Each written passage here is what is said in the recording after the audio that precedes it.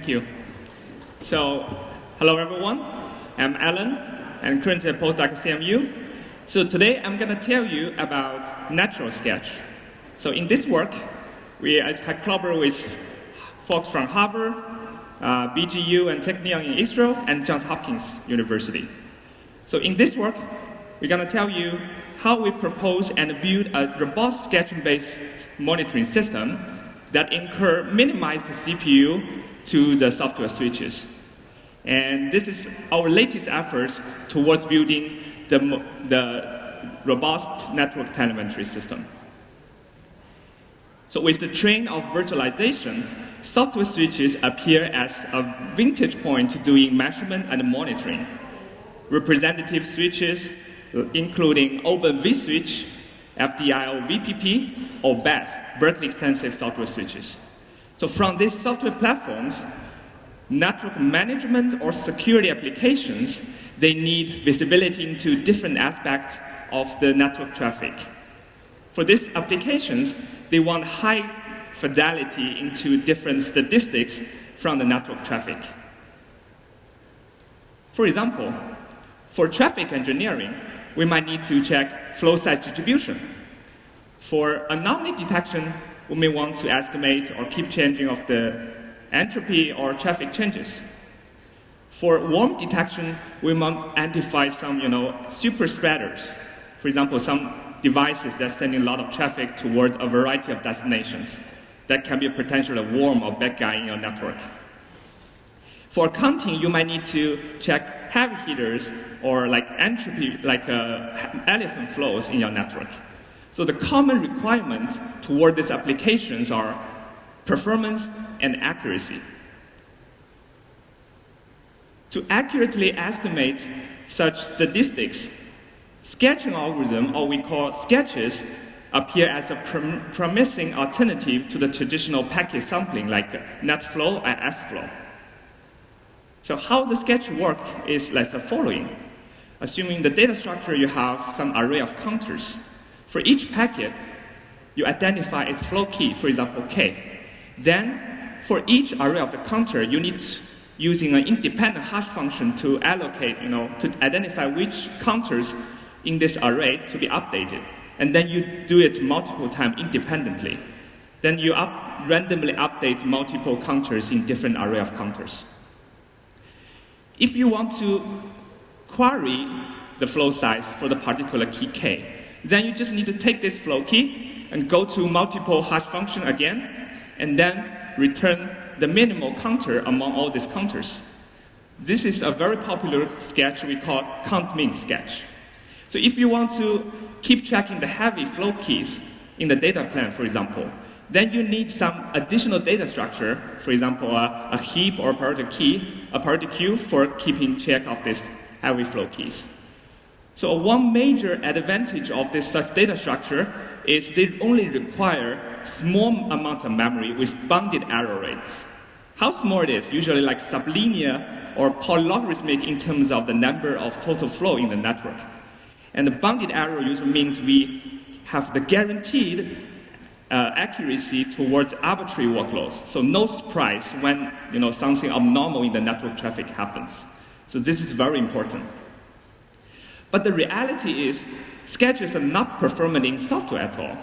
You can see here we did a very simple packet rate benchmark using a single core, taking some sketch implementations for Unimon, CountSketch, and CountMin. You can see on a single core, all these sketch implementations are far away from the line rate, not even 10G. So there are a bunch of efforts already trying to solve this problem, actually. So can we have something to speed up sketches? Let's look at some existing proposals from recent SIGCOMM. In SIGCOMM'19 and 18, there's been work called Sketchwiser or ElasticSketch. So they're proposing using some kind of front-end, like a heavy flow or front-end algorithm that plays in front of the sketches. And then when every traffic comes, every packet comes, they will go through their fast pass and heavy flow algorithm first. And their fast pass algorithm running faster than sketches, so they can achieve some performance increase. But the drawback for both approaches actually, they don't have guaranteed bound for arbitrary workloads. Their approach does not work robustly for arbitrary workloads for their supported tasks. And then look at another proposal called RHHH, which was in SIGCOMM'19. So they designed a robust algorithm toward one particular task, which is hierarchical heavy hitter. They achieve very good performance gain, but their approach only worked for one particular task, not general towards many different tasks. So based on this, we are presenting NitroSketch, which is a software switch-based sketching framework that simultaneously achieves performance, generality, and robustness. In terms of performance, we can achieve 40G line rate using minimal size packet with minimal CPU and memory consumption.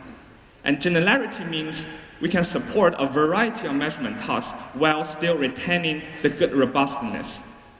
So we have accuracy guarantee proven for any arbitrary workloads. So how we do it, how we can design such a framework.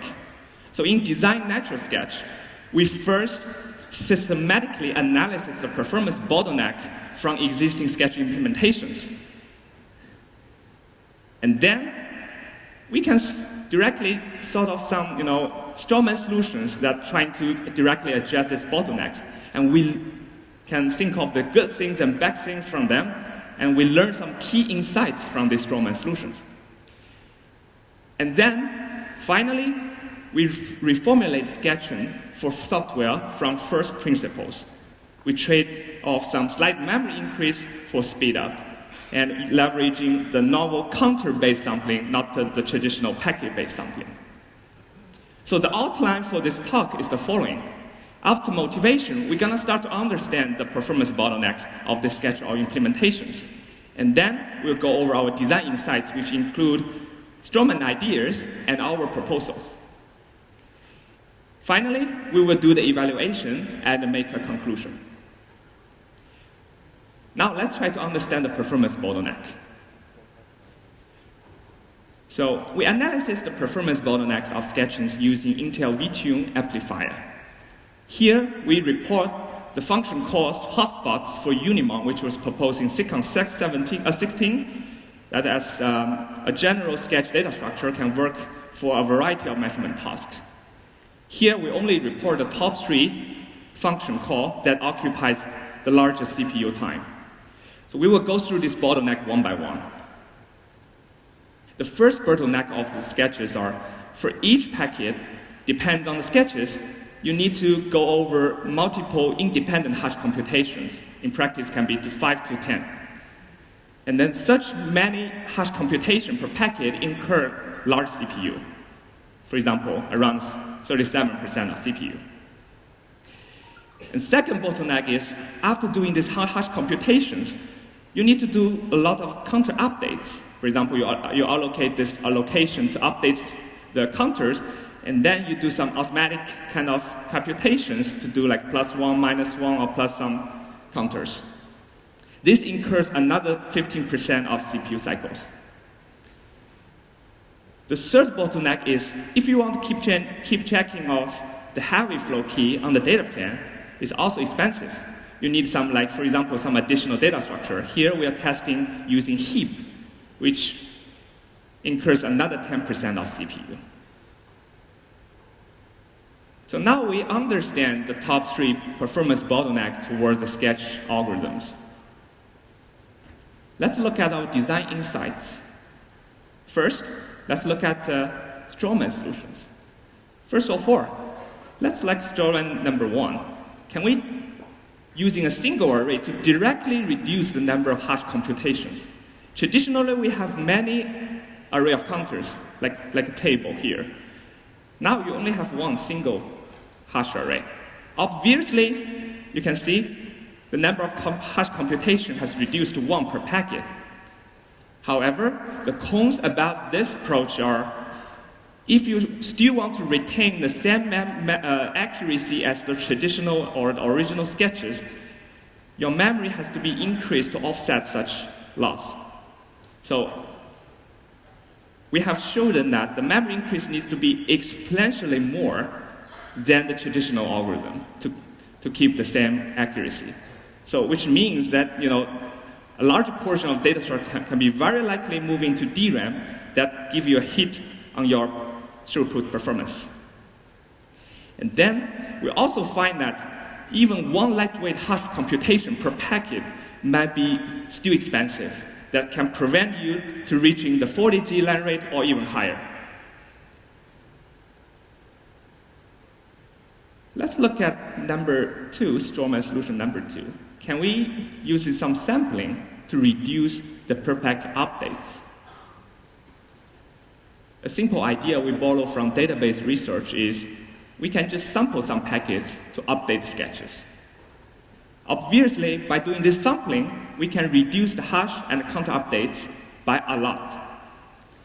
However, there are some set of similar issues. For example, first of all, the memory increase that to offset the accuracy loss from sampling is still large. We have shown that you need some polynomial in terms of 1 over p, p is the sampling rate, to offset the accuracy loss. So which can likely still cause the cache misses. And we even find that 1 coin flip per packet may be still very high cost. Can prevent you to reaching like 40G or even higher. And same as all sampling-based approaches, we have incurred some, the accuracy and the convergence trade-off. Because your algorithm is not accurate from packet number 1. You need to receive enough packets before providing useful and accurate result. So this is the drawback for any sampling-based approach. So the key lessons we learned from the Strawman solution are the following. We can, and we indeed can, trade off some memory for CPU reduction, but we still want to ensure the cache residency to achieve the best performance. And the sampling is actually very promising, but we still need to manage the per packet operations, and we still want to, kind of improve the convergence time if it's an issue for some measurement tasks. So how we tackle this too? We actually try to trade memory for CPU reduction, but we ensure the cache residency. How we do that? This is our key idea. We do sample on the count updates, not packets. Recall that we have Strawman solution number 2, using uniform packet sampling to sample some packets to update the sketch. And some packets you just skip, some packets you sample. But what we do is rethinking the way of doing sampling with sketches. What we do is counter-based sampling. How it works is the following. For every packet, you need to do some coin flip to decide whether or not you want to update each of the counter array. For example, I don't want to update the first array. I update the second array. And I will skip the third and the fourth. And I will do this for every packet. We have shown that by doing this, we can achieve significantly better memory efficiency for the same accuracy guarantee than the uniform packet sampling. So what the magic behind it? It seems like so similar, but I can give you some high-level intuition why it is better. So for details, please check our paper. But the high-level intuition is the following. Assuming that sampling, sometimes you can get some good sample, sometimes you can get some bad sample. For example, for some very small flow, you sample too many from that. And for this bad sample, bad packets, in the uniform packet sampling, you update to the all array of counters, which this arrow influences all these counter arrays. But in our approach, if you did something bad from the sampling, then you only influence by probability a little bit subset of the counter arrays. So once we do the query, we only query the median towards all these counters, which we show that give you the closest estimate towards the true value. So this is the high-level intuition behind it. So in summary, what we do is we still keep this many independent hash functions and the same architecture as the old sketches, but doing the counter-based sampling. By doing this, we reduce the counter updates to less than 1 if your sampling rate is reasonably small. And the memory increase is moderate, reasonable, as some constant factor of 1 over p, much better than uniform packet sampling. So actually we show sampling works. But you may recall that for each packet, we need to flip a coin for each counter, each array of the counters, right? So you need to do 4 times here, which still have many per packet operations. And also, we haven't thought about the convergence time yet. Can we do something to fix them? We have 2 tricks. Number 1, let's rethink in the way of doing uniform sampling. We can record uniform sampling with probability p. Now you have 1, 2, 3, 4, 5, 6 different arrays to be sampled. If you want to do that, the traditional way is for every array, you flip a coin with probability p, and you do it 6 times. And in this time, you sampled 1 and 6. But there is an equivalent implementation we call geometric sampling with probability p. It can achieve the same result, but using much fewer coin flips. For example, for item number 1, you just sampled and then flip a coin with probability p to draw a geometric sample, tell you the net update is 4 array of counters away. Then you directly find the array 6. You skip all these updates in between. So in this way, the average packet updates, the average coin flips has reduced significantly. So we adopt this approach to reduce the per packet operations. And how about convergence time? So some sampling-based approaches always need to receive enough packets before become useful results. Can we do something better? The reality in network traffic is your packet rates varies a lot, right? It's not always high. So what we do is adaptive sampling. So when the traffic rate isn't very high, to keep up with line rate, you don't even like sampling at all. For example, the packet rate is 1 million packets per second, you just don't do sampling at all. In this way, you get more packets stored, which leads to the faster convergence. When the packet rate is high, then you're sampling with some probability, for example, 1 over 16, 1 over 64, and then you catch up with the line rate. So combine all this together, we have NitroSketch.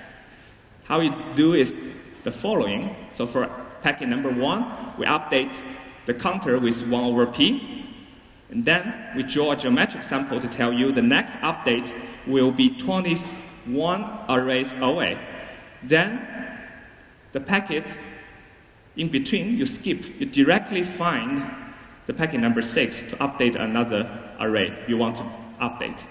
And when necessary, you want to adjust the sampling rate. For example, if the packet rate has been changed, then you need to adjust the sampling rate p. So altogether, we trade small space for speed up on CPU. We actually show that we carefully analyze this NitroSketch and see NitroSketch actually offers accuracy guarantee for a variety of measurement tasks. And our analysis actually holds after receiving enough packets. In practice, it's about several million of packets.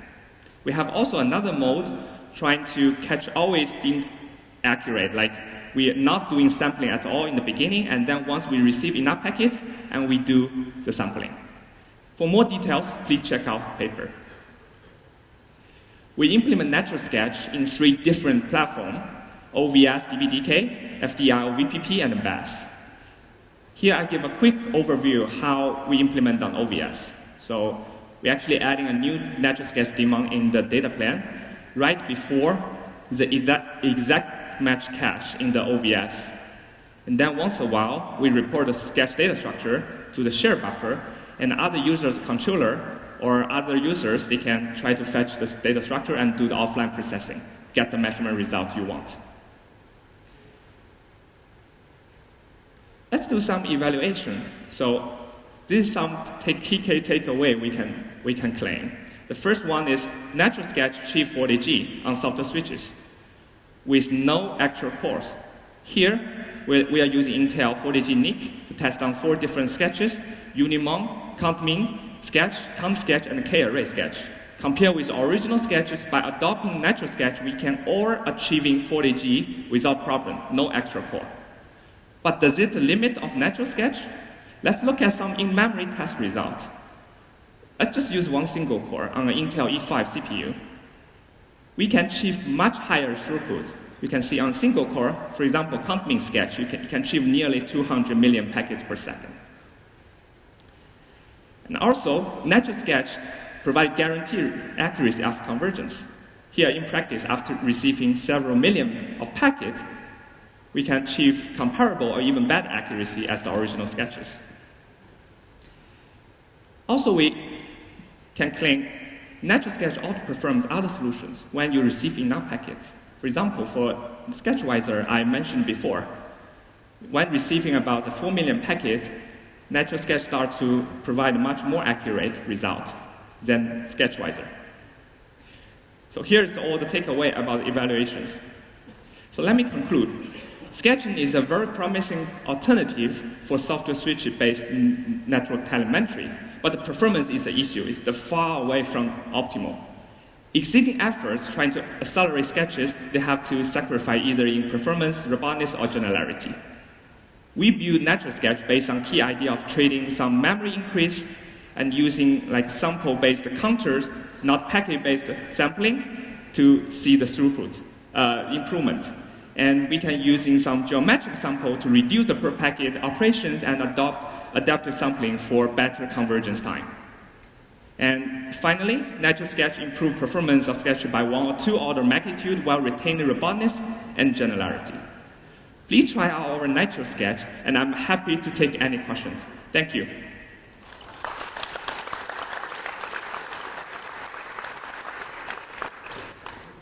Yes, please. Okay, thank you, Alan. Thank you for your very nice talk. I'm Huang Qun from Chinese Academy of Sciences. And I have 2 questions about your combination of sketch and sampling. The first question is that essentially sampling will drop some information because the information of some packets are not included. But on the other hand, many measurement tasks require to consider different types of flow keys. For example, for heavy hitters, we usually consider 5-tuple or 2-tuple. But for super spreader or DDoS attack detection, we usually consider IP addresses as flow keys.